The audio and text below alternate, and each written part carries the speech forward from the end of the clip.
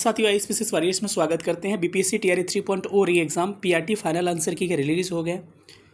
अब किस बच्चे के कितने मार्क्स कम हुए हैं इसका भी मैंने एक पोलिंग डाला था। पोल लगभग ठीक ठाक हुए हैं, लगभग 5000 के आसपास, 4500 के आसपास पोलिंग हुए हैं, जिसमें सब बच्चों ने बताया है कि नंबर कम हुआ। किसका नंबर चेंज नहीं हुआ इसके बारे में भी हम बात करें, कितना कितना परसेंट वोटिंग आपको देखने को मिला है। ठीक है, चलिए हम लोग सेशन को स्टार्ट करते हैं और इस मुद्दे पर भी बात करेंगे कि 55 से 65 वाले बच्चे सबसे ज़्यादा परेशान हैं, उनको अभी क्या करना चाहिए, क्योंकि वो ना तो हाँ की स्थिति में है ना कि ना की स्थिति में, तो उनके लिए सबसे बड़ा एक चैलेंजिंग बिंदु हो रहा है। तो उनके बारे में भी बात करें, उनको अभी क्या करना चाहिए। और डिलेटेड प्रश्नों पे भी बहुत सारे आपके क्वेश्चंस आ रहे हैं, तो डिलेट प्रश्न के भी बारे में बात करेंगे, उनका नंबर ऐड होगा कि क्या होगा, सबके बारे में हम लोग बात करेंगे। चलिए सेशन को स्टार्ट करते हैं। जो लोग नए होंगे चैनल को सब्सक्राइब करिएगा, पुराने लोग अधिक से अधिक वीडियो को शेयर करिएगा। यहाँ पर आप वोटिंग देख पा रहे होंगे, मैं दिखा रहा हूँ कि सबसे पीआरटी में मैंने कहा कि टीआरई 3.0 पीआरटी में आपके कितने मार्क्स घटा है या बढ़ा है। तो सबसे पहले मैंने डाला है 1 to 2, मतलब कि 1 से 2 मार्क्स प्लस हुए हैं, यानी कि बढ़े हैं। 1 से 2 मार्क्स घटे हैं, 3 से 4 मार्क्स बढ़े हैं और 3 से 4 मार्क्स घटे हैं और एक आखिरी नो चेंज। तो 1 से 2 मार्क्स घटे हैं, बढ़े हैं, इसमें आपके सबसे अधिक स्टूडेंट किसमें है, आपके 3 से 4 क्वेश्चन घटे हैं नंबर, लगभग 38% स्टूडेंट है। यानी कि जितने लोग एग्ज़ाम दिए हैं लगभग उसके आधे से थोड़ा सा कम लोगों का 3 से 4 मार्क्स कम हुआ है। कई लोगों को 1-2 नंबर कम हुआ है, उसी के लिए बहुत लोग परेशान हैं, क्योंकि 1-2 मार्क्स भी रिजल्ट के लिए बहुत प्रभावित करता है।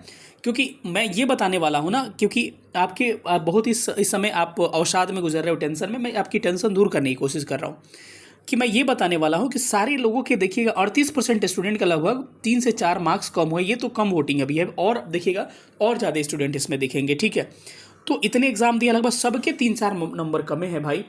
और यहाँ देखिएगा तो 1 से 2 नंबर घटा है आपके लगभग 33% स्टूडेंट के, 38% का। तो जोड़िएगा तो कितना, 38 और 33 कितना हो गया, 8 3 11 और 3 3 6 और 1 7, लगभग 71% स्टूडेंट ऐसे हो गए जिनका नंबर ऐसे घटा ही घटा है। ठीक है, और उसमें भी वोटिंग अभी होगा। और इधर देखिएगा बढ़ने वाला, तो बढ़ने वाले में आपके 1 से 2 मार्क्स वाले कह रहे हैं 9% बढ़ा है। कई लोग जानबूझ के भी दिखाते हैं ताकि बच्चों को परेशान करने के लिए, और बढ़ने वाला बहुत ही कम लोग हैं और 9% बस बढ़ने वाले हैं।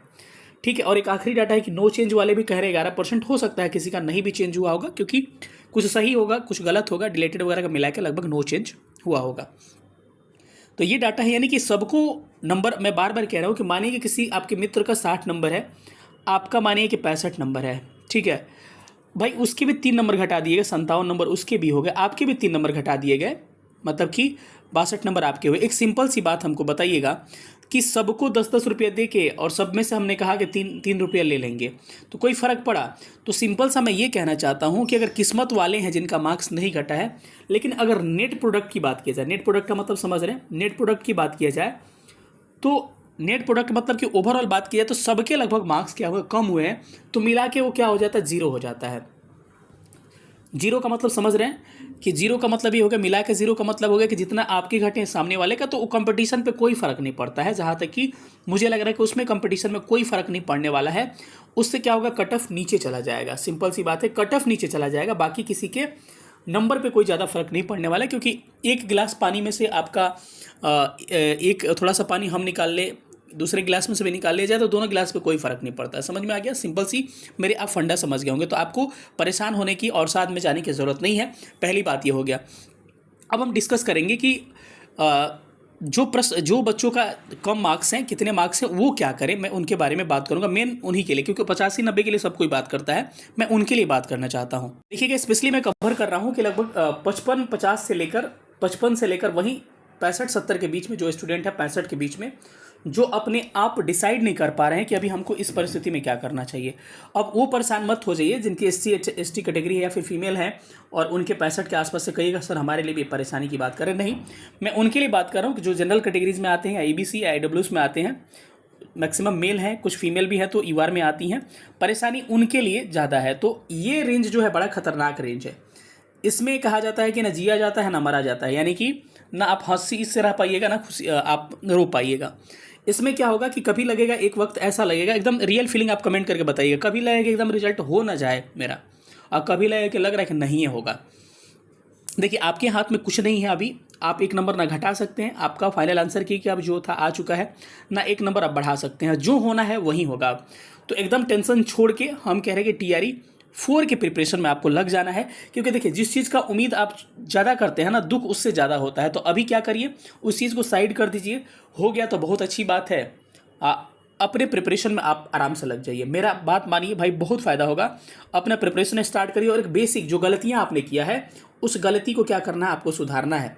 गलती को कैसे सुधारे, कई लोग कमेंट कर रहे हैं कि सर मेरा लास्ट अटैम्प्ट था ही। अरे भाई 3 अटैम्प्ट नहीं है, नोटिस आ चुका है, 5 अटैम्प्ट है।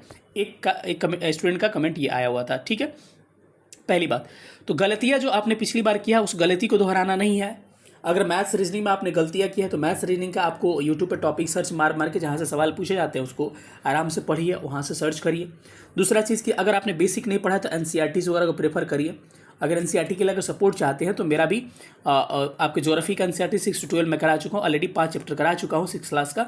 अब 2-3 चैप्टर के बाद से 3 चैप्टर के बाद से 6 क्लास का खत्म हो जाएगा। इसके बाद से मैं एक टेस्ट भी आयोजित करूँगा इसका ऑनलाइन, और उसमें देखेंगे ताकि एनसीईआरटी के फैक्ट से मैं टेस्ट आपको लेने की कोशिश करूँगा।